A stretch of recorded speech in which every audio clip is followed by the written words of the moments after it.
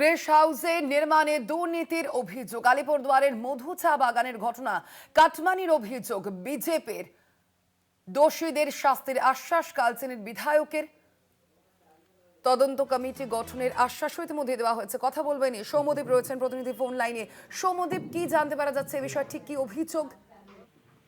দেখো, প্রায় 2 থেকে আড়াই বছর আগে কিন্তু এই ক্রেস হাউস তৈরির কাজ শুরু হয়, কিন্তু কিছু অজ্ঞাত কারণে বেশ কয়েক মাস ধরেই কিন্তু এই কাজ বন্ধ হয়ে রয়েছে। এবার রাজ্যে পালা বদলের পর কিন্তু এই নিয়ে প্রশ্ন তুলতে শুরু করেছেন স্থানীয় বাসিন্দাদের পাশাপাশি বিজেপি নেতৃত্বরা। তারা যেটা বলছেন যে তারা এর আগেও এই নিয়ে অভিযোগ করেছিলেন, কিন্তু বিভিন্নভাবে তাদের মুখ বন্ধ করিয়ে দেওয়া হচ্ছিল, তাদেরকে ভয় দেখানো হচ্ছিল।